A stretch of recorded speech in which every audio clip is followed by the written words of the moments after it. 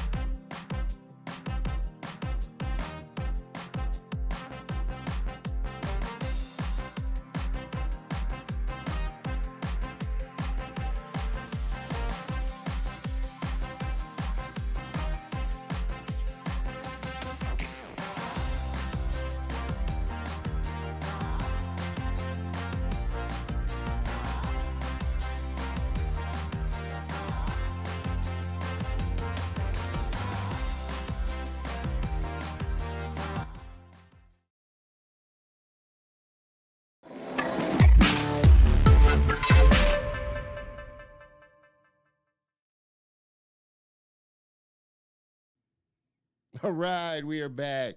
All right, my next guest, he is a Black Canadian animation artist residing in Ontario with several years of experience in 2D animation, creating characters, storyboarding, illustrating, and producing art in a variety of different cartoon styles. His skills were gained through self-teaching in various courses. His love to embrace his many artistic influences helped shape his style and inspire his passion for executing a creative mindset. One of his accomplishments was submitting to two animated shorts to film festivals, the Grover Guys and LoopOut Nerds. Also, he's garnered a dedicated YouTube following thanks in part to his motion graphics videos, specifically his classic Logo Remake Party series. Furthermore, he self-published two books, the children's adventure book, The Magic Muffin, and an art book titled Smiley Bits. Lastly, he started up two online apparel stores, Smiley Comforts and CartoonyArtz, featuring products with his cartoon designs on them both. original characters, and fan art. In addition to the projects listed above, he is successful in providing high quality art for others through commissions, with a dedication to getting each detail just right to meet the client's satisfaction and delivering them promptly. One of his goals he wants to set for his reputation is to be seen as an inspiration for other autistic individuals who have the desire to execute the ideas they are passionate about. Everybody, please help me welcome my very special guest and friend, Mr. Dejuan D.J. Berry. Yes, here I am, everybody. Yes, here I am. Thank you, Don. Dejuan, so awesome to have you on the show, man. I I know. appreciate it. Yeah, it's cool that I'm finally upgraded from a Color of Motion viewer to a Color of Motion guest. No, and I told everybody, like I said, you have been one of the diehard people that have checked out the show, always viewing the show, supporting the channel. And so I can't thank you enough. And like I said, knew I was going to have you on, and everybody is just loving it. The comments are flying by. So I know. please bear with me, everybody, as I throw up your comments for sure. Yes. Uh, And uh, just to clarify, Don, yes, these are my dedicated subscribers and followers that you're seeing here. uh, Norbert and Starfy, Starway, Girlfriends, Cartoon, and Albot 3000. Yes. I And thank you. love it. I love it. I love it that they're supporting you and coming on. Like I said, all the better because it makes for a great engagement for sure. Smiley Comfort, Yep, that's for my. Fire, Hi there. Starly, Yo DJ. All Yo, right. Starway, what's up? I'm glad you made it. All right. DJ, have you watched my shows Girls versus Aliens is on Oh, YouTube. I haven't yet, but I might check it out if I have the time. Awesome, awesome. Well, like I said, I am loving this and appreciate you so much for being on the show. And like I said, before I brought you on, this was an interesting, a fun and interesting show to get prepared for, Yep. and we were talking about it, a little earlier before the show. And I will freely admit right now, when we first connected, a little over a year, I think last year, early Yeah, it was last around, year, yeah, I when we think it was had our around call. I think it was around 2021 when we started connecting because I remember it was when I saw a really good illustrator that I'm following on LinkedIn and across social media, Robert Paul Jr. I saw that he was being interviewed by you, and from there I was looking forward to it, and that's when you started recommending to me that I should be a guest on your show, which to me thinks that you instantly see potential in me as basically a junior up and coming creative member of this vast animation industry. No, I immediately fell in love with your work when I saw it. And like I said, you've been a loyal follower of the show. And like I said, as I checked out your work and just knew I was going to eventually get you on the show. But I know and like I said, I'll immediately confess, I know when we first conversated and jumped on a call and talked, I had no idea that you had autism. I really didn't, Yeah, and so I am just super excited. It's really inspiring and personal for me because, like I was telling you just before the show, my nephew has autism. And I know, and I don't know if you checked out Joshua Leonard's uh, episode. He was my very first guest, Joshua Leonard, and right. his which he's turning into a comic book now. Mm, Team Supreme is a cartoon with all characters with disabilities, and I think the lead one has autism, and so I was always just impressed with his mission for really putting out characters that had disabilities. I really hate loosely term using that term, but I'll use it for the sake of it. It's okay. But but because I don't think it's disability, but just he has a passion and a mission for really putting characters out there and really pushing characters with disabilities as heroes. And so I was always impressed with the work that he was doing. So to have you on is just an honor for me. And I appreciate you really coming on and really um, just highlighting the autism spectrum and what you're doing to really promote that. I guess my Thank you first so much. question. All right. No, go ahead. Oh, I was just thanking you, and I hope that your nephew is listening to this either live or after it's done, so that he could take some inspiration, particularly with what I have to say uh, in general for words of motivation for those who want to accomplish their goals with autism. Yeah, yeah, for sure. And I guess the first question I have for you was, you Right. know, when did you really realize that art and animation was something that you wanted to pursue? I would say that would be around sometime during my childhood. Like, firstly, I would be a frequent doodler. Uh, like, I'll just take like the blank pages or the blank pages of published books and doodle my favorite cartoons and shows and stuff like that.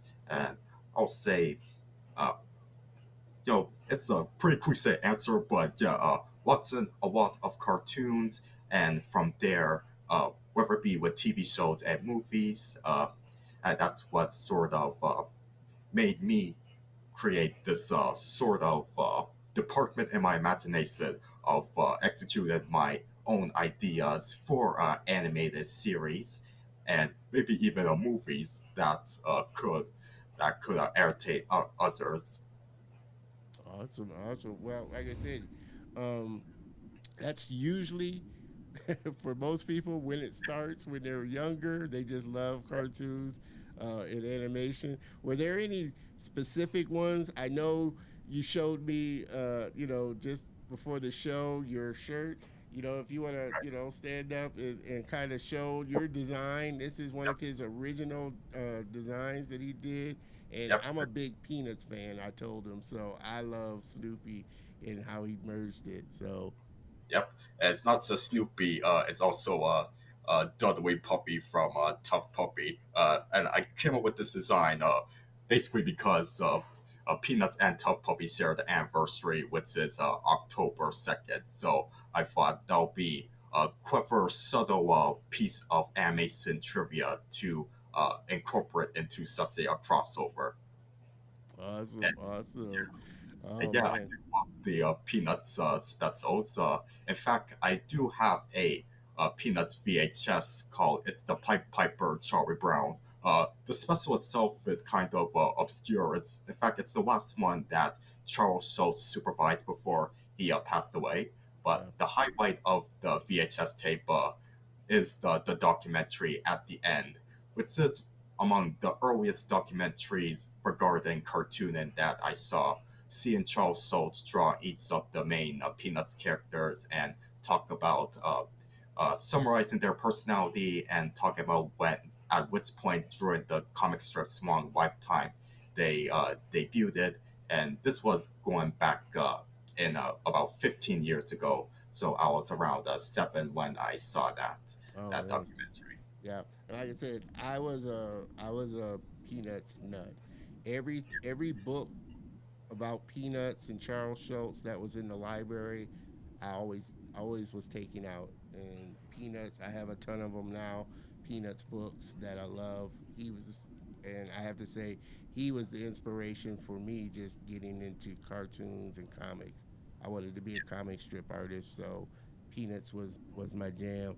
People are really, really loving this here. Let me throw some comments. Mr. Norbit or Miss Norbit. I'm not sure if it's a Mr. or Mrs., but I am on the. Miss, You said it's a hmm? Mr. Yes, Mister. Mr. Mr. Norbit. I am on the autism spectrum too. Oops, that went off a little quick. I have Asperger's syndrome. That's one of several things me and DJ have in common.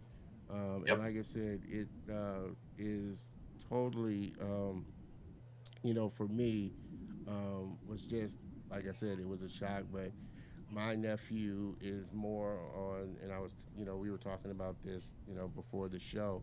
My nephew, love him, is more on the extreme uh, spectrum of autism. He doesn't really talk, and then when he does, it's very kind of artistic. But he's super intelligent, and just love him to death for sure. I think you should try uh, Starfy. I think you should try Roblox ASAP. Roblox. Roblox I know ASAP. Starfree.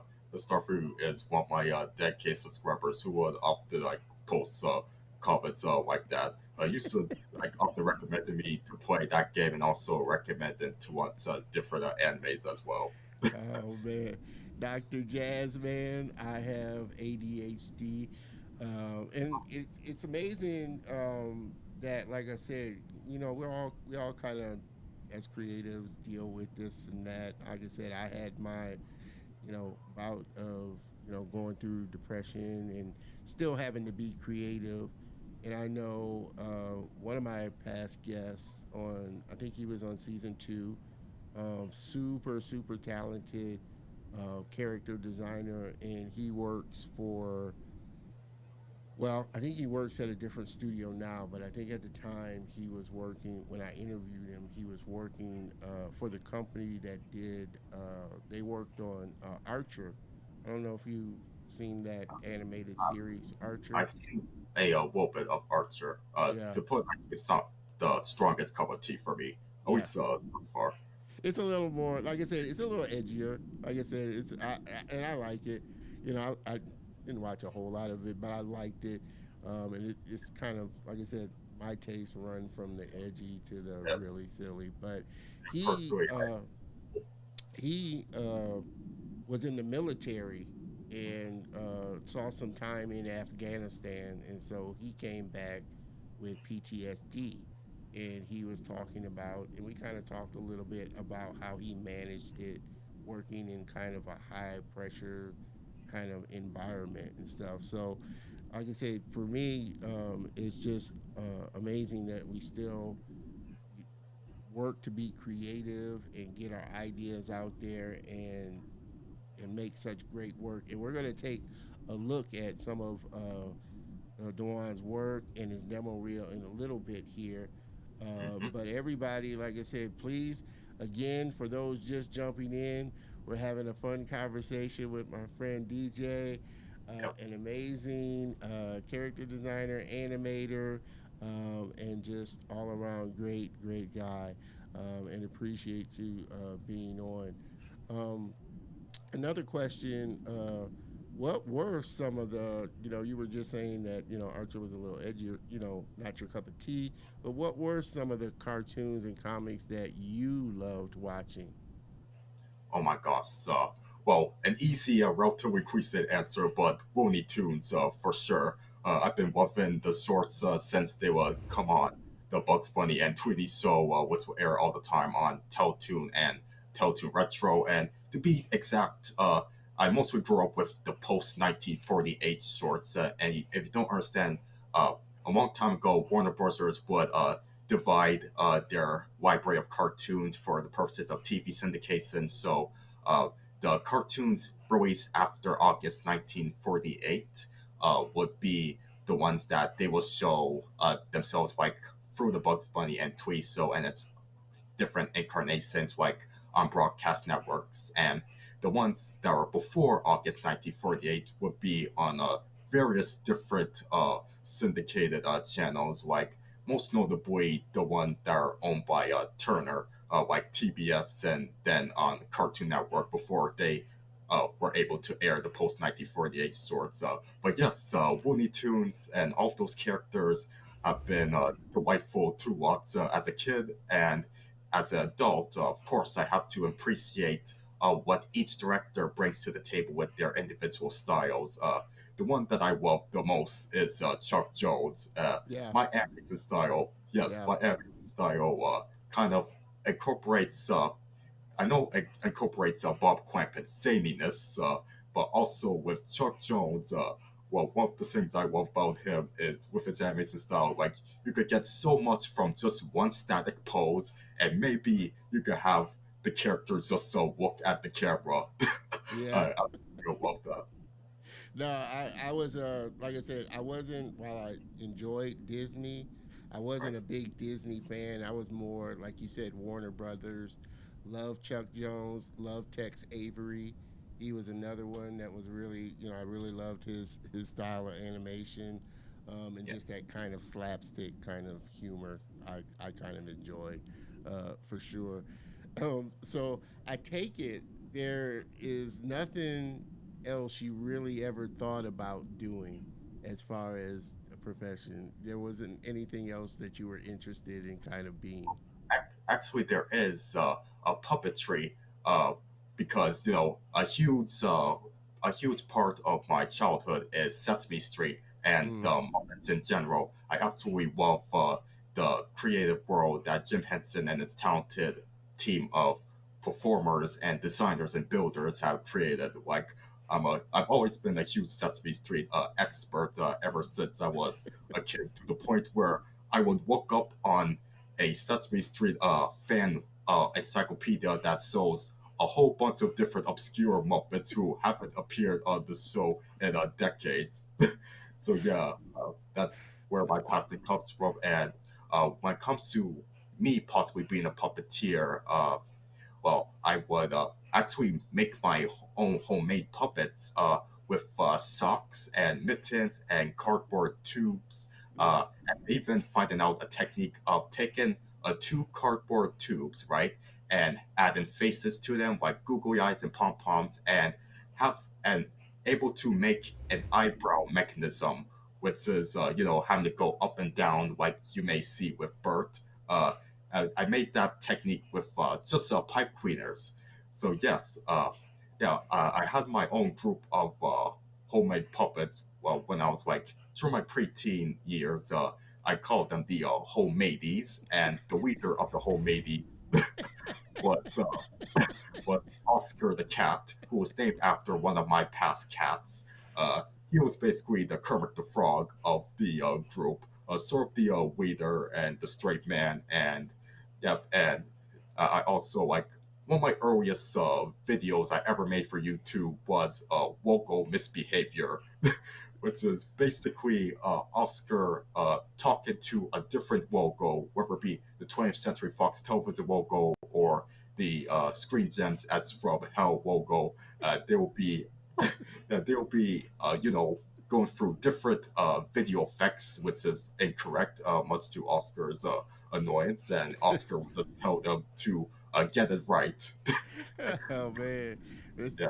scrib there, very inventive technique for puppetry, and I was a big Sesame Street fan. I think what I loved about Sesame Street was they didn't talk down to kids.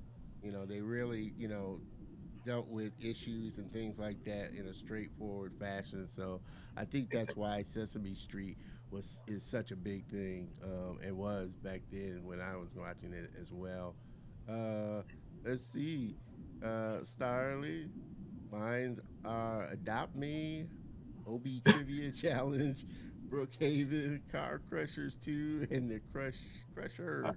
Maybe Uh, wrong, but because she's mentioning her favorite animes or games, I'm not too familiar with those titles. Oh man, girlfriends cartoon. I have a pussycat character with ADHD. That's Oh yeah, pretty. yeah, I that's his OC that he has as the profile picture. oh he. I have a pussy. Y'all, you guys are throwing me off here with your names and your profile pictures there for sure. So forgive me if I say the wrong gender and you're a guy and you're a girl and you're a girl and a guy. So I appreciate you sticking with me there for sure. It's Uh, let's see. Let's throw a couple more in here. Uh, Starly, are you gonna make a gaming video soon? That's a good Yes, I question. have it in mind of doing a live stream where I'm basically uh, playing an online game. I had a couple in mind. It's not necessarily Roblox or anything, but when the time comes, I will let you know. Awesome, awesome. And we would definitely be looking forward to getting you back on when that's the case as well. Let's see. Before we check out some of DJ's work here, so this hey Don and DJ, do you like NBA or NFL? Super Bowl is coming up, and NBA All Star Weekend is coming up too. I like both, although I haven't been following the playoffs or anything like that. But I do love, you know, Yeah, I'm basketball very and football. casual. I'm pretty casual with sports myself. Like with the NBA in particular, I'll say most of my love for it comes from what's in Space Jam. Yeah. Well, Oh, but I'm sure Michael Jordan will appreciate that. yes. And also LeBron James. I do like the sequel as well.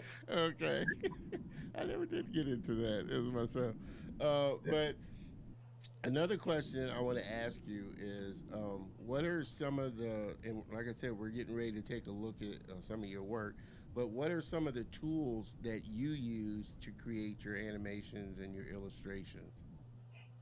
Well, as of recently, my biggest tool of trade in terms of art is Krita, which is an excellent open source art Yep. software. I started using it regularly in just less than 2 years ago, around 2021.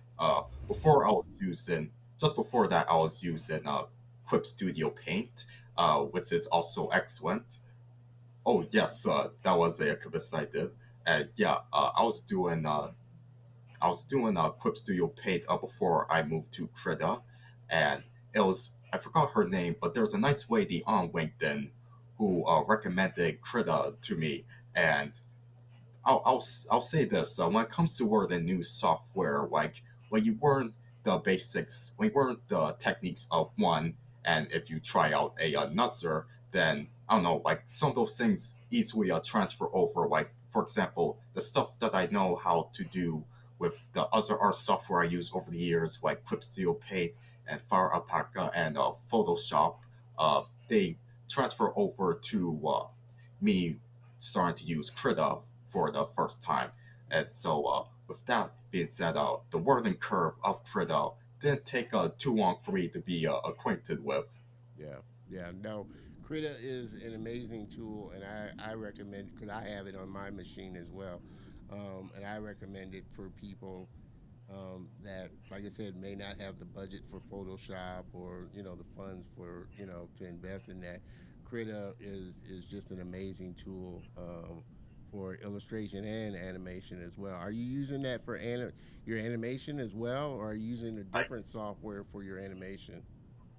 Yes, I do use it for my 2D animation as of late. Uh, Most notably, I used it. It's just a spoiler work, but it is included in the demo reel. An animation of Maple Pines from Gravity Falls just running past different screenshots from each episode of the show before catching her breath and then resuming uh, her run cycle. Yep, that was animated in Krita. I sketched it out, and then I would do an cleanup ink layer and also a colored layer. And basically, learning how to do animation in Krita is it wasn't too difficult, honestly. Again, the knowledge that I learned from using, like trying out other 2D animation softwares like Toon Boom and Clip Studio Paint. Yeah. they transfer over to learning how to do animation and Krita. In fact, if you go on my YouTube channel, you could see how I animated Mabel in more details. Awesome. And like I said, just some amazing work. And they're, like I said, they're great softwares, even if they're not like I said, industry standard or what you would use in a studio or anything like that. But my guest last week, if you and you were on last week, you were Yeah, on last week. His animations he does in Photoshop. So I mean, it's just amazing the work that some of these softwares are doing, oh, yeah, creating some just fabulous work, and it really does come down to the yeah. the Uh, artist. It's the softwares are just tools, and so in the hands of artists, you can do some amazing stuff. And I love your style. You have this kind of, I want to say, Nickelodeon, kind of style that's I was, really, I was sweet, inspired by Ren and Stimpy and SpongeBob yeah. SquarePants. Yeah, Bumps, Red and Stimpy style, which Yep. I really love. Like I said, my range of the type of animations I love. Like I said, I love the simple, Warner Brothers slapstick style, but I also love, just anime and more the edgier style animations out there. So I the also work. take some. I also take some huge inspiration from The Simpsons too. The Simpsons would be a cartoon that I would watch, kind of Now, if you rebellious. like The Simpsons, I would figure you would love Archer if you like The Simpsons, because they're a little out there too. Oh man, I do love edgy cartoons, honestly, like The Simpsons and Family Guy, so forth. But although with Archer, part of why I never got too much into it is I don't know, maybe the overly detailed art style and Yeah, maybe how it's maybe yeah, a bit more from yeah. what I remember, a bit more talk heavy with its humor. Not that it's a bad thing. Sometimes I'm in the mood for more dialogue heavy humor. Otherwise, I don't know, it just depends. But yeah, with the Simpsons, I watched that cartoon rebelliously as a kid. Uh, yeah. In fact, my mom would tell me sometimes not to watch it, but other times she'd be like, "Oh, okay, fine. Here's the Simpsons movie on a DVD for Christmas," and Oh also man, a T-shirt oh man. And speak. saying, "I am so smart." And speaking of your mom, how did your parents and your mom really kind of help to inspire and kind of foster your love for art and animation? Yes, my mom is my biggest cheerleader, I should say, for when it comes to building up my career. She knew from a young age, she knew when I was at a young age that I love to draw. Therefore, I would get, for birthdays and Christmases, drawn art supplies in general, different sketchbooks, pencils, markers, and so forth. And she would be there to help me throughout the years, during up to my adolescence and my early adulthood. And she's the one who would inspire me to make different projects and also to prevent me from completely procrastinating and completely scrapping whatever ideas that I may think I would temporarily have enthusiasm for, but she will be there to help me to maintain a drive to get it done. Like for example, the Magic Muffin, which is my first book that I self-published. A part of the reason why I may have procrastinated on it was because I don't know, I was sort of nervous about how to get it done. Like I know I had the illustrations like drawn on paper, like on individual sheets of paper sketched out, and also have the manuscript well written, but I was just so worried about how to get it all together and find it a posting company and all that. And it was my mom who told me about this great graphic design site called Canva, and that's how I was able to bring my illustrations and my manuscript text, dependent on the illustration, together. And when it comes to finishing those illustrations, I think I might as well talk about it. I would use a technique which didn't involve a scanner, right? And I would actually photograph each of the drawn that I did on paper with pencil and bring them over to a open source photo editor and add a threshold effect that would make it seem like it is a scan when it actually wasn't. It was all photograph and a threshold effect and also like clean up the outlines a little, like clear fill in any gaps and making the outlines bolder. And then I would, use the fill tool to color them in and also add any special effects if needed. And I'll save those illustrations and then I'll bring them over to Canva and get each paragraph from my manuscript that goes with each illustration and do that until the book is done, save them as a PDF, and create my manuscript for there for self-publishing, like on Kindle. Yeah. And Uh, yeah, you just, and it like I was said, you use some. You're pulling out all these softwares that are just great. Canva is an amazing tool as well. And you're finding these interesting techniques for getting your work together, I for know because sure. I have that ambition, and so yeah. With all that being said, yes, I do have to thank my mom for being there for me, for supporting my goals and my dreams, and for also helping me to not give up on accomplishing a project. Awesome. And thank you, Mom, for that as well, because I know how important that is to have somebody that's really behind you and really supportive of your dreams and your talents. That Yes, it and is. even for this interview, she was telling me not to be nervous, just be yourself, and also be your usual quirky self. Yeah. I wouldn't have it any other way. You directed him exactly like I would have told him, Bob. So thank you for telling him that as well. I wouldn't want you any other way than to be yourself, and definitely, I try to make all the guests feel comfortable with who they are and how they are. So I wouldn't want you any other way, DJ, for sure. Let's Yes. throw in some comments. Uh, Girlfriend's cartoon. He also. You're getting me with these girlfriends. He also uses Krita as well. Like I said, an amazing software for sure. Uh, let's see.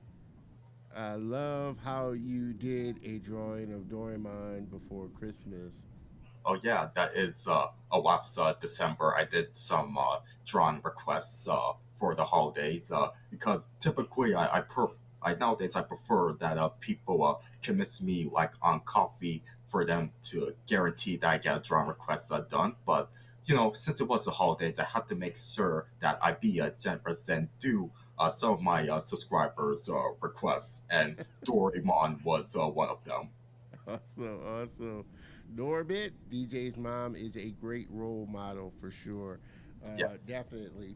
So, big shout out to your mom for sure, Yes. DJ. I'm sure she is watching this, and I know she is. So of course, I have to tell her thank you and that I love her. Awesome. I'm getting teary eyed here. Uh, but I'd like to ask you, Right. um, from your point of view, Mhm. uh, now that we haven't seen, or at least I haven't. Maybe you can let me know if there are characters that, like I said, have disabilities such as autism, spectrum, or just other disabilities. Are you starting to see characters that kind of represent individuals like you that have autism or some other disability that really is? And like I said, the only person that I've come across to this point that is really actively doing it is Joshua, with his cartoon or his comics. But for you, have you seen characters that you can relate to that have autism and kind of speak to you in that space? Oh, absolutely. I love how ever since the 2010s, there has been more people with autism or neurodivergent who are being portrayed in media. Uh, the results and the authenticity of it may vary, particularly if they're not written by people who are autistic. But I don't know, they are executed like well enough. Like just to name some examples. I appreciate how Sesame Street has a Muppet character with autism named Julia. She's more on the severe side of autism than I am, though. And there's another example that I could think of is Marcy Wu from Amphibia, a really good Disney cartoon.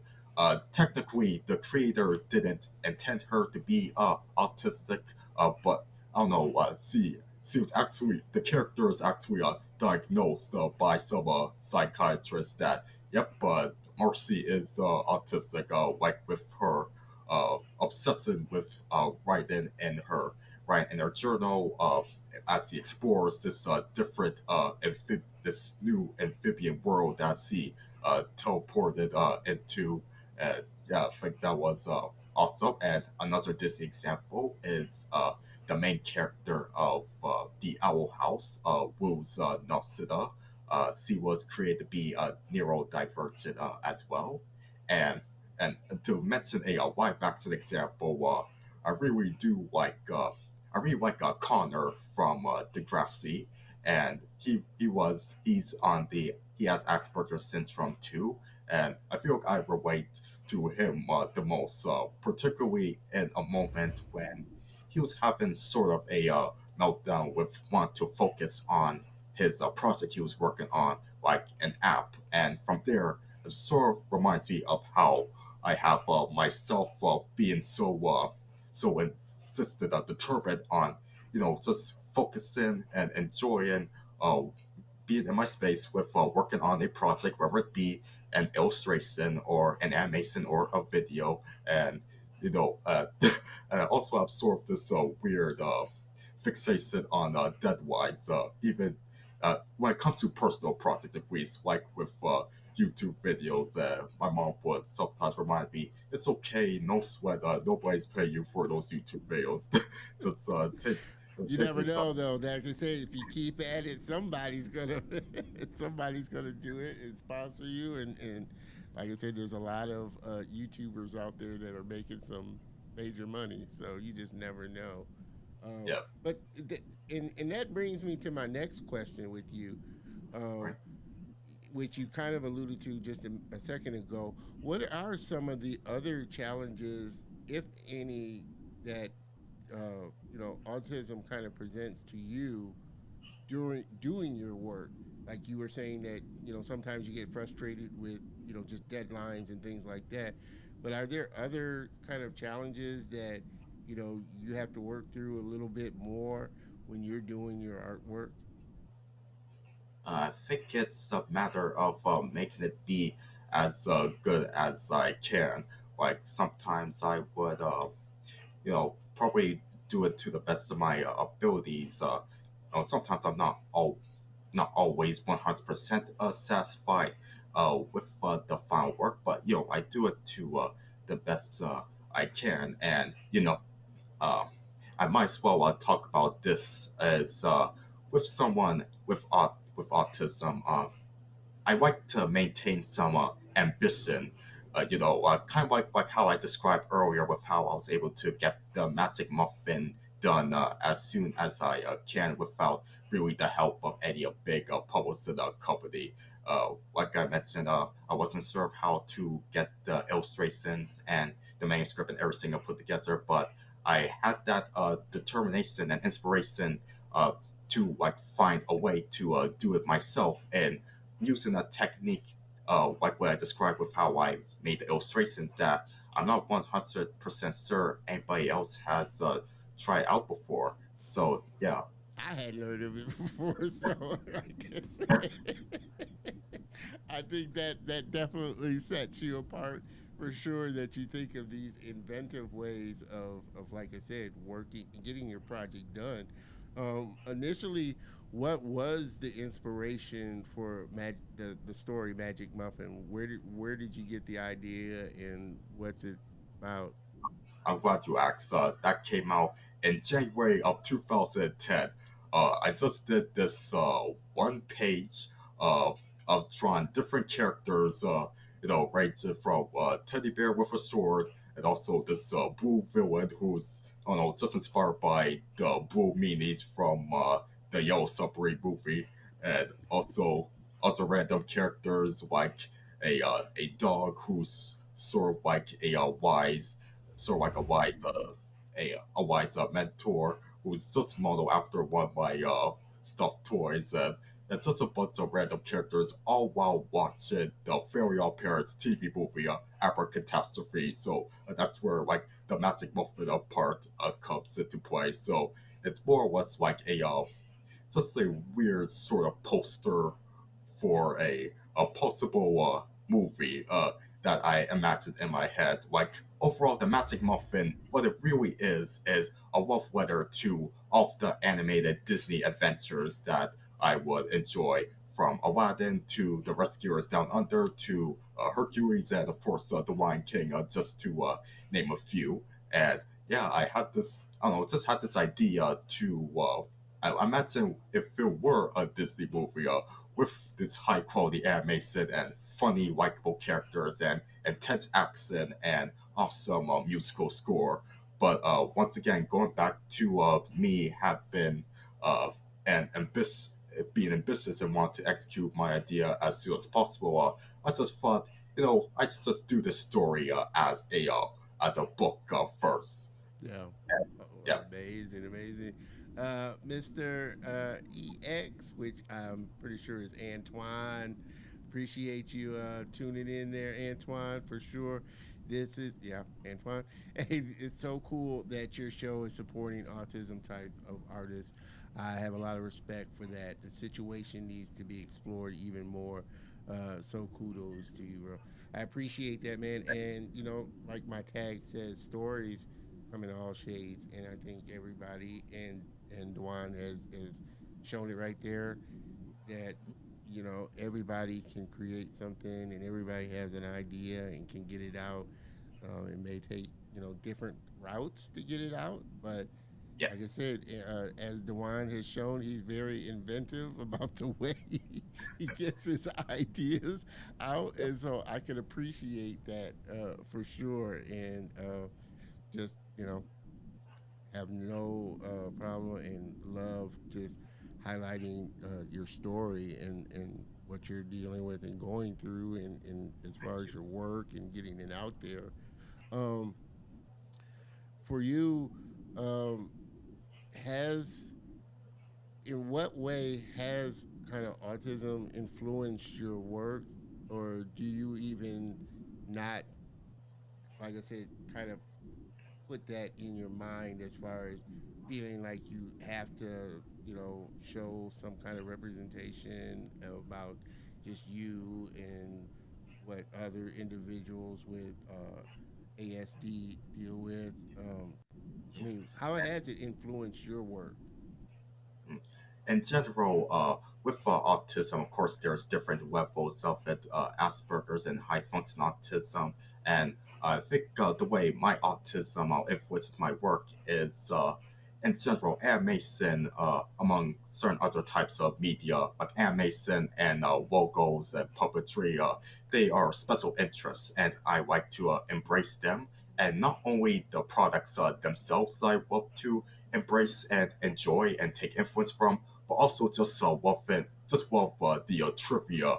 No matter how obscure a bit of trivia, like behind the scenes info or fun facts that I want to observe. Like ever since I was a kid, I would go on the internet, go on Wikipedia and different websites to learn about different facts about animation and my favorite types of media in general. And from there, I would acquire all of these bits of trivia and I do like to make references to trivia there. Like, for example, like I mentioned, like with the shirt I'm wearing with Snoopy and Dudley Puppy, it's a reference to the fact that Tough Puppy and Peanuts both have October 2nd as their anniversary. Obviously, not the year, but just that same anniversary, just mention a bit of relatively obscure animation trivia there.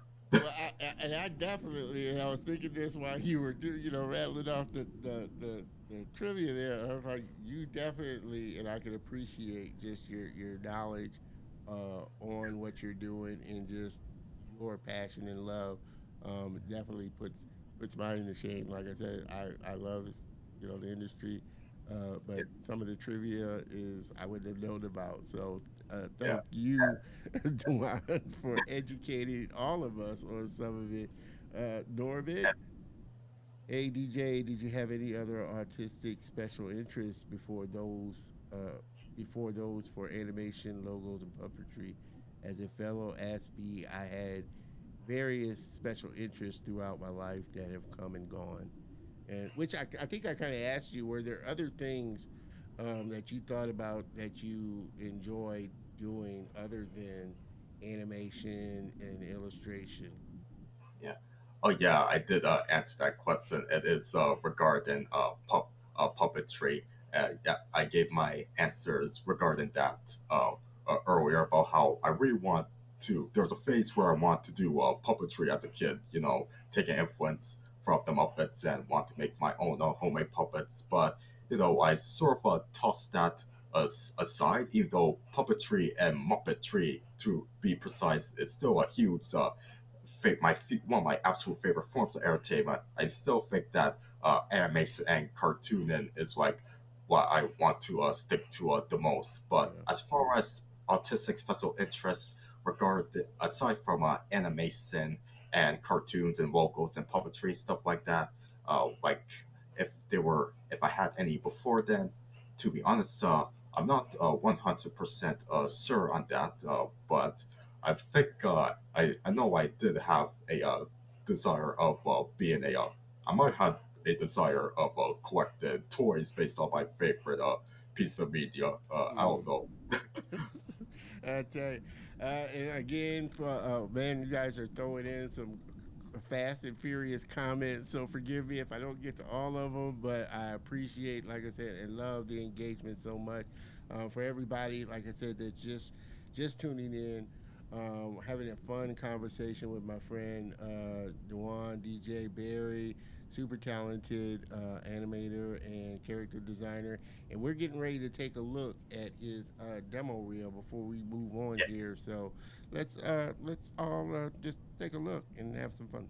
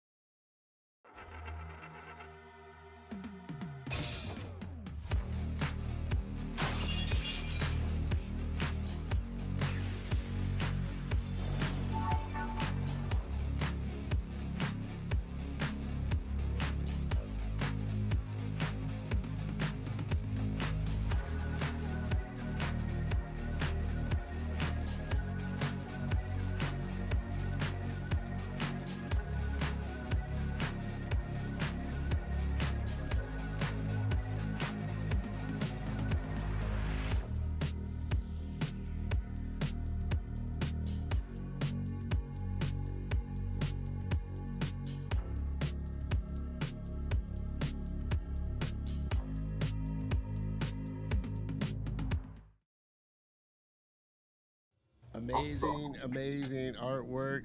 Excuse me for the flub there, but amazing, amazing artwork. I'm curious. What was your experience like putting your animations in the film festivals? Oh, it was it was pretty cool of an accomplishment. I think that's more or less meaning that I could talk about how I came up with the Grover guys, right? Yeah, yeah, Okay, excellent.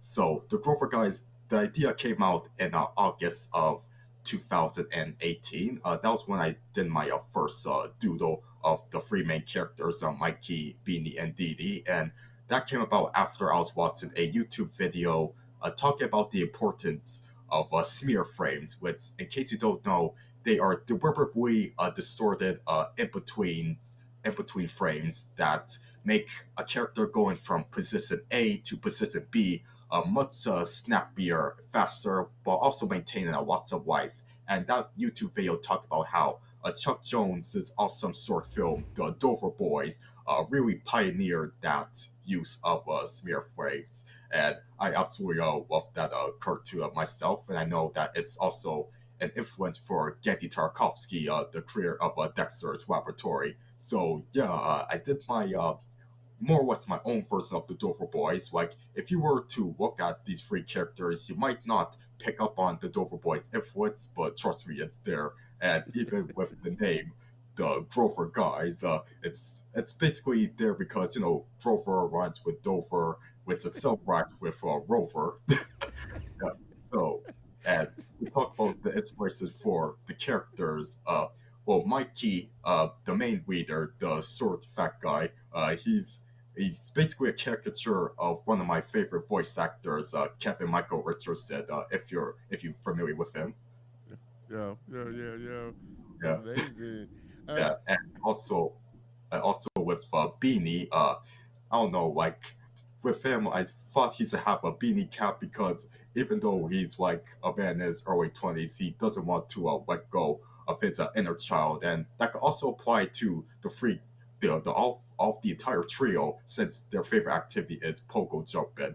And with Dee Dee, the duck, I might have had it in mind when I first doodled him that the initials DD will stand for a duck dude, which also it's also a subtle reference to how, a couple of the other famous ducks in cartoons, like Daffy Duck and Donald Duck, yeah, their initials spell out DD as well. So I came up with DD, who's the oddball of the trio. Like, his personality is, of course, Daffy inspired for how he's eccentric and the most comedic of the three. And also with his design, it's basically if Sheep from Sheep in the Big City were a duck, and Sheep in the Big City is a kind of obscure, underrated Cartoon Network show, which it's very known for being having a lot of self-aware fourth wall breaking humor, which plays a huge influence in the Grover Guys' humor. So it will be in September of that same year, 2018, when I was thinking, you know what? 2018 in general has been an excellent year for improving my skills. Learning how to properly manage keyframes and how to use programs like Adobe Premiere Pro and Photoshop and After Effects, and just working improving my 2D animation and composition effect skills in general. So I thought at this point I should try and submit. Here's my ambitious side again. Try and create a cartoon that displays the skills I have that I think are decent enough to submit to my local film festival. And I know that several animators, before they became famous, they would submit their cartoons to film festivals. Like, for example, Steven Hillenburg, the creator of SpongeBob SquarePants, he would have his short films from CalArts be submitted to uh, the local film festivals, well, several film festivals, I think, included the one in Ottawa and here in Canada. And that was how, excuse me, he was discovered by Joe Murray, the creator of Rocko's Modern Life. And that's how Stephen was able to get a position there as like a storyboard artist and a director, and eventually he will create the masterpiece that is SpongeBob. So that is why I thought it would be cool if I take this do this ambitious activity of making a short film for my local film festival. So the Grover guys took uh, from October of 2018 to July of 2019 to make. It was all done by myself. It is fully storyboarded because since this is heavily inspired by Looney Tunes, I might as well construct a story like Looney Tunes as well, having to be storyboard driven, which means I have the main story and some key scenes written out in just a paragraph or two, and then I do the real action of constructing the story and the gags and humor by drawing out the pictures in the storyboard panels and also typing out the dialogue. And that is also that took me from about 4 months to do the storyboards, and that's when I got to do the animation on the characters. Like I did one model sheet of the characters, which is a size chart. It has Mikey, Beanie, Dee Dee, Henrietta, the Dick Avery, the villain, and also the delivery snail. And the funny thing with the delivery snail, I want to mention, I actually created him even before I doodled the Grover guys, just a random snail that I thought probably I should take him and add him to this concept, but have it be the guy who brings the telegram. He's from the ironically named Roadrunner delivery service, and he's the top weather carrier there. Yeah, Awesome, awesome. Miss Granny, I appreciate you tuning in there. Like I said, better late than never. I always say, always say. Miss Amanda, appreciate you tuning in. And quick shout out, big congrats to Amanda. Her film that she worked on, Fear, just came out this week. So big excellent, shout out, and she got her screen credit there. I'm gonna go. I'm gonna be congratulations. going this week to see it. Um, Yeah, if you love horror, it's a good. I'm yeah, super excited about it. So, big yeah, congrats to that. I'm curious, right. DJ. What do you think are what do you feel are some of the biggest misconceptions that people have about individuals with autism? Mm. Uh, to name just a few that come up in the top of my head is being antisocial is one. I know I could be a bit shy and nervous and quiet when it comes to interacting with other people, but I don't like to go out my way and be directly mean to anybody that I'm not familiar with. So yeah, so I'm not necessarily an antisocial type, and while there is and there's also some who may be sensitive, maybe overly sensitive. Like I have my sensitivities too, but and to be honest, I think it just depends. Excuse me. I think it just depends on the conditions, like the extent of autism that the person has. But yeah, I know there are some misconceptions, and maybe I think maybe another generalization is that everybody with autism is overly detailed when it comes to their speech, and their expressing their explanations for ideas they have. Uh, I think so. But yeah, with these misconceptions, I think it's good if we have more subtle traces of autism that are displayed like in the media. Yeah, yeah. Well, I mean, do you feel that, or would, or let me see, do you feel that studios such as Disney or some of the big ones like Sony or what would be hesitant to to to hire somebody with autism to, and like you were alluding to earlier, as far as some of the shows that they're doing, they may not have somebody that's autistic or or has some form of ASD that's writing it. and understands the characters and does it in an authentic way. But do you feel like more studios would be open to hiring people with individuals with ASD? Yeah, I think they should. Like in general, like you won't believe how there are many people in the industry, not just in animation but also in Hollywood, who have autism. They may not make it be as public, and maybe they might not be diagnosed with autism until they're maybe later in their adulthood. But yeah, I feel like with studios should definitely be more accepted of people with autism, have them be hired, because many of us who are animation fans, we have animation as a special interest and have that drive, that passion to execute our ideas based on what we're influenced by, many famous and obscure sources of influences.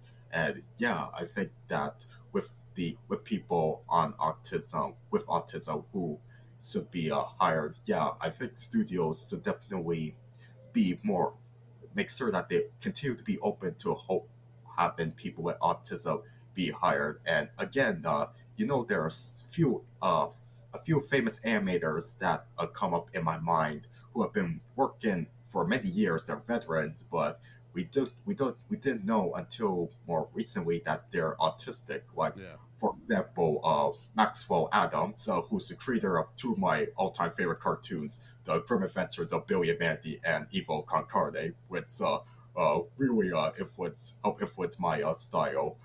He was diagnosed with Asperger's just a couple of years ago, but he's already been working in the industry since 1995. Had a couple of successful shows under his belt and working on other successful anime projects as well. And another one I want to mention is Jorge R. Grotillas, the creator of El Tigre for Nickelodeon, and also he directed the Book of Life, if you're familiar with that Yeah. movie. Look like. Yep, Yeah. yep. He's autistic as well. So yeah, and who knows which other animators are autistic, uh, Yeah. and don't know it. And even with voice actors too, like for example, Billy West, who you may know from Futurama and Ren and Stimpy. He is autistic, and he's been doing it since the late '80s, being an excellent voice actor. And with autism, of course, you can't let that really take over your ambitions, like, and your skill set. Awesome. And I hope you guys are as amazed as I am about the breadth of knowledge that DJ shows with all of his stuff, all of his information that he I know knows. It's just I I'm a haven't nerd. myself for sure. Let's throw in some. Excuse me. Let's throw in some comments here. Oh man, just too many to even get in here all the time. Mr. Antoine, that's a great question. I appreciate that. Like I said, I think it's an important one that we talk about because, like I said, there is like you were saying, a wide spectrum of autism that different individuals deal with, and like I was saying earlier, my nephew is more on the extreme side of it.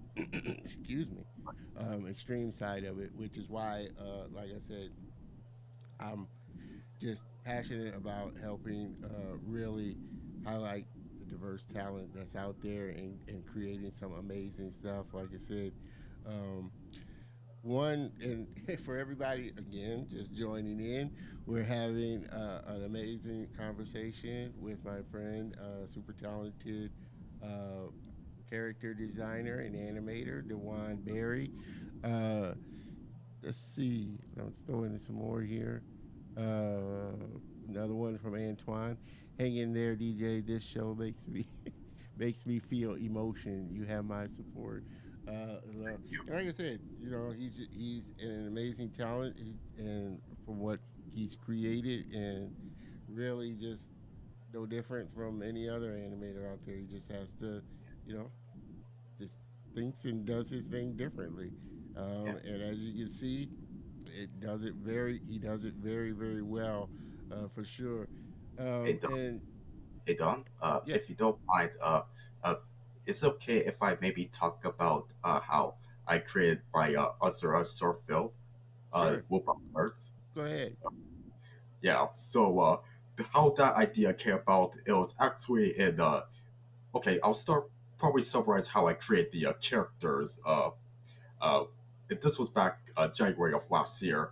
I was just doodling on digitally on Canva and sorry, not Canva, Krita, and I was and among the doodles was this young man with an afro dancing, and I had in mind that he was probably dancing to some funky rendition of the 20th Century Fox of fanfare.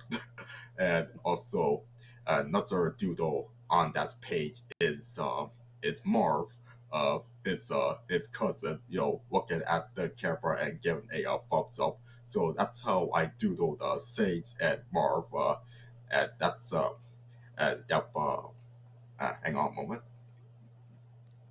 Got his hot chocolate there. There. He's in Canada. He's in Yes. Canada. It's cold. So Yep. Yeah. So yeah, with those two, that's pretty much a common method of how I create characters. Like just doodle and think, maybe I so do something with them, and I still have these two be animation nerds, and from there I came up with this concept. Uh, Don, if you don't mind, probably you could show the screenshot I submitted of LoopOut Nerds while I talk about the origins, if that's okay. let's see. You're gonna have to hold on. Let me jump over here. And which one is it? You said. Uh, the one with these seven young adults like on the couch just lounging. That's the screenshot from LoopOut Nerds. Uh, no, that's not it. Nope. I may have to go from here.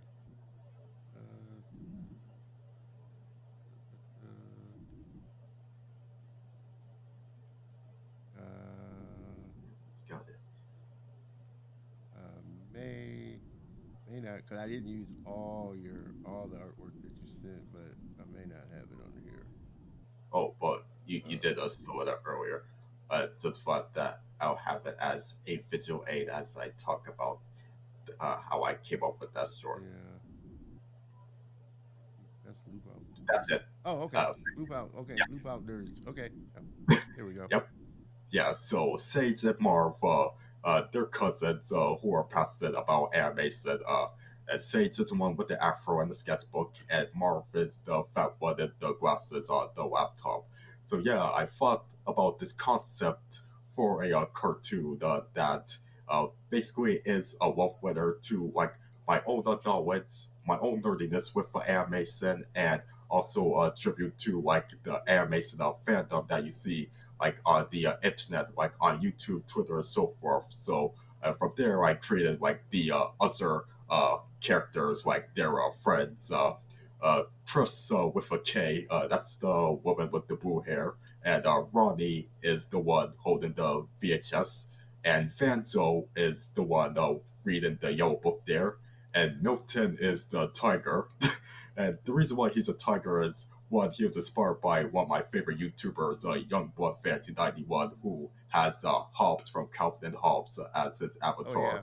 yeah, yeah. I love Calvin and Hobbes. There's another comic strip I love. Calvin and and Hobbes. also, and also the guy in the eggplant hat is named Egg, and he's personally inspired by this Canadian music video with this kid in a tomato hat, and the song is called Tomato Hat.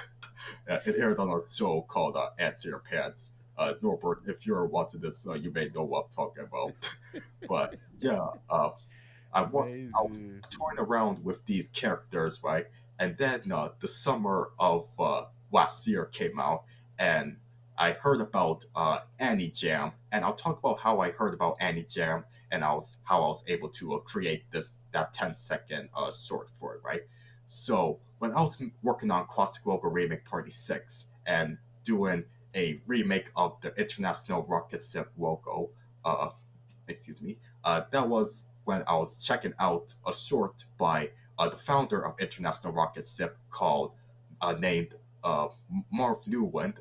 He did a short called Annie Jam, which is basically he created this yellow creature and different animators from the industry would submit their different scenes, different scenarios, comedic scenarios that would involve this one character. So that's how the etymology of the term Annie Jam came about. That was back during the 80s. And Annie Jam would be a term used for basically any collaborative animation event similar to that. You know, you have a theme, and then you have different animators of varying levels of experience do their own creative idea that's based on that theme.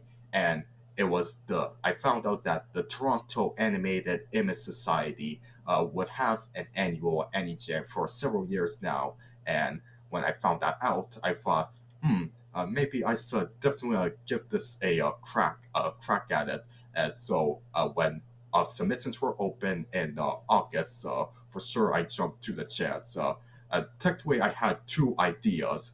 One, it was either something involving a frog with his tongue sticking out for a really, really, really long time within those 10 seconds. Or I do something with this group of animation nerd original characters that I've been toying around with, and the the idea of the inspiration for it is, it's pretty much a dedication to the whoop out expression in After Effects, which it's one of my favorite shortcuts when I'm animating my compositions. It saves a lot of time from having to probably duplicate frames over and over again. And so the premise of this surreal 10-second animation is these guys are just chilling out, and you have a magic wand with that resembles the After Effects logo, and then poof, we have them looking uh, looking like purple outlines doing a each have their own different whoops of eccentric moves and dances, embracing the whoop out expression, hence the title Whoop Out Nerds.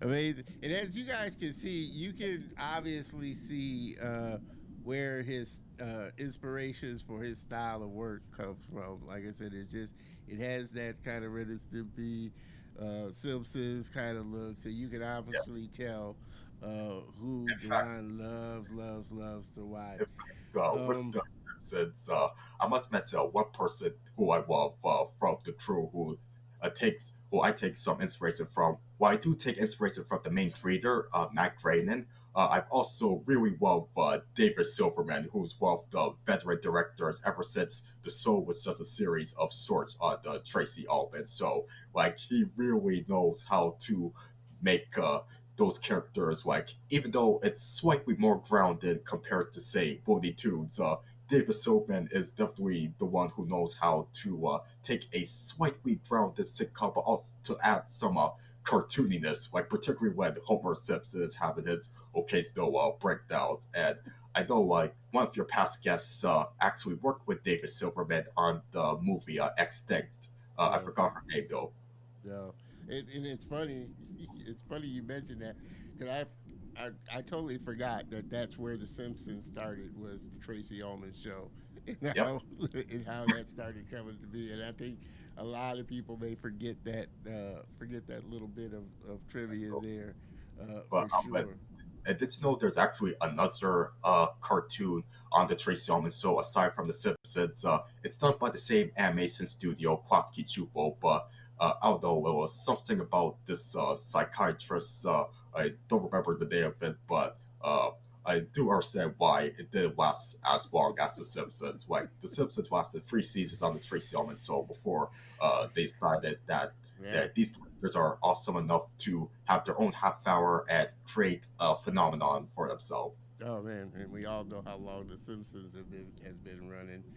Yes. Again, for everybody just jumping on, we've been having an amazing conversation with my friend Dejuan here. Like I said, super talented character designer and animator. One last question. Like I said, we're your episode is going, just as long. It's not longer than some of the other ones for sure. So, I want to ask you one other question before I let you go there, Dewan. What advice? And let me jump to this scene here. What advice would you? Dang, sorry, Two, also go sorry. with. I did that earlier. Jumped to the wrong scene.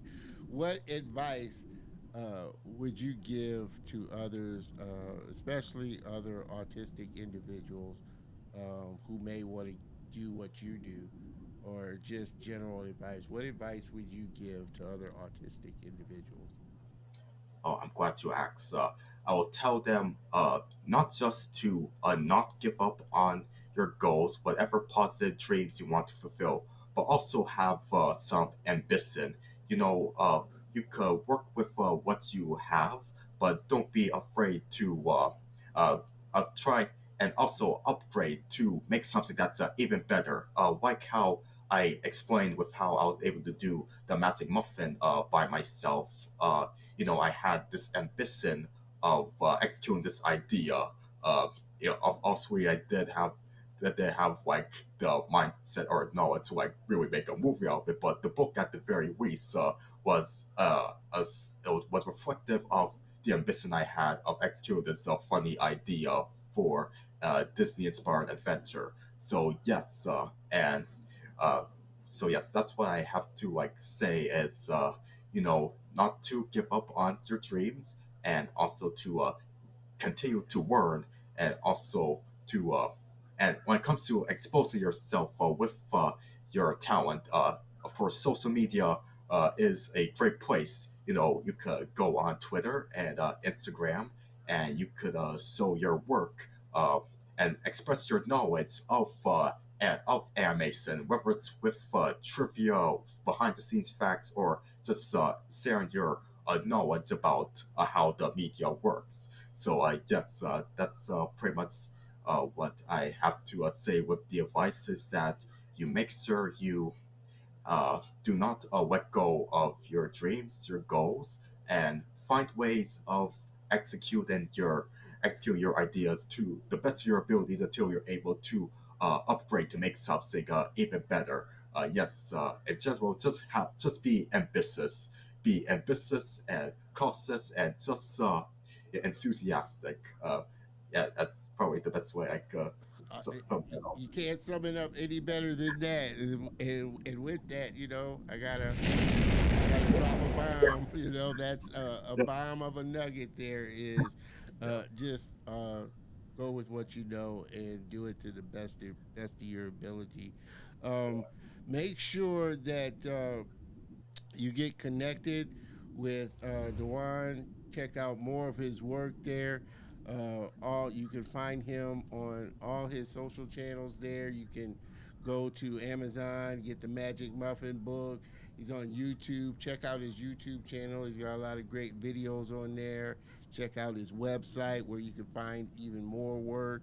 But all this information will be in the show notes on the YouTube channel for sure. So make Hey, sure you hop on over to the YouTube channel and get some information to connect with the one and check out more of his work. and Don, sorry to interrupt, but I noticed the Instagram link is forgetting the .com at the bottom Okay, there. the Instagram, yeah, it'll be on there on the show notes. I appreciate you letting me know that for sure. But again, make sure that and like I said, all his information and links will be on the show notes. Also on the show notes as well. You'll I'm gonna put where you can check out the CDC, find out more about ASD as well, and just get more information on it as well. But Dejuan, this has been one of the better shows that I've done for sure. And like I said, I appreciate you so much for being just a long time viewer of the show and just have so much admiration for the work that you're doing and the creations that you're making, and can't wait to get you back on Yeah, when more work comes out from you. yeah. And thank you for granting me this opportunity. Yeah, I'll No, admit I felt a tiny bit nervous, but at the same time, I already knew I had a confidence in before like going live, and even as we were talking, I know I might have felt a bit nervous like at a couple points, but I just kept going, take it easy with myself. no, hey, like I said, you did amazing, and this was a great show for sure. Um, if you could hang out in the green room while I close out the show, I'd appreciate it because I do want to talk to you after I close out That's the it. show. But Okay. again, everybody, I hope you enjoyed this episode as much as I've enjoyed doing it for sure. Again, make sure you hop on over to the YouTube channel, get his information, connect with him Yep. because he's a super great guy for And sure. I must also note that I'm almost at 5,000 subscribers on YouTube, so make So sure let's you help keep help to going. get DJ at 5,000. And while you're doing that, help to subscribe to my YouTube channel there for sure. It helps me, helps me to grow as well. But I hope, like I said, that you enjoyed this episode as much as I've enjoyed doing. Let's throw up a few comments before we go. Mr. Antoine, this was such a powerful and emotional show for me, Don. Thanks for doing this particular show. Love DJ. Thank you. Big ups to you there, DJ, for sure. Dr. Jazzman, enjoyed it. Appreciate you. Make sure that you tune in again to the other episodes as well. But I appreciate everybody that showed up, supported my man DJ, and the work that he's doing. So again, DJ, if you can hang out in the green room while I close this out, I'd appreciate it. But everybody, please help me thank again my very special guest, Mr. Dejuan. Thank you so much, Dejuan, for being on the show, my man. Yes. Thank you, everybody. Thank you very much. Guys, gals, this was a great show. I had such an amazing time. And, like I said, DJ knows I've told him this before. He has a special place in my heart because he supported the show very early on and is a loyal viewer of the show. And like I said, does some amazing work. So please, everybody, do hop over to the YouTube channel, my YouTube channel, when I get the show up. Check out his information and get connected with him for sure. Again, Mr. Norbit, I appreciate you showing up and supporting your man there. I appreciate that. Girlfriends Cartoons, appreciate you showing up for sure.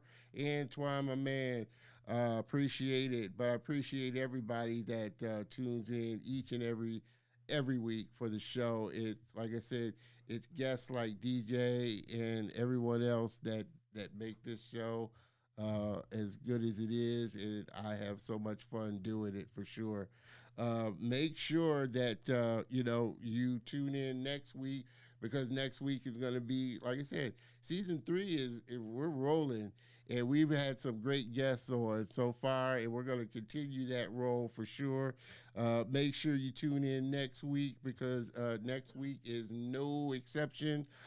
Miss Kayla Winkfield, show storyboard artist and production assistant with Nickelodeon.